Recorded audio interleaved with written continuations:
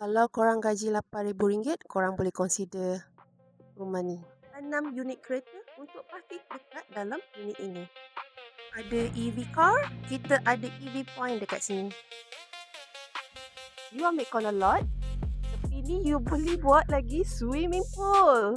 Besar. Hari-hari boleh tengok kapal terbang lalu atas ni.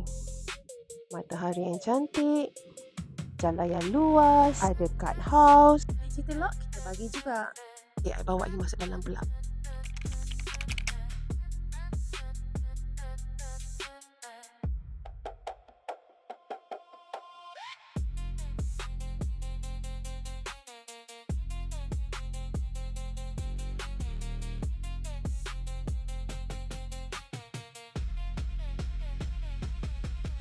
Nak cari lagi rumah yang besar, saiz 26x70 macam ni, boleh contact kita. Okay?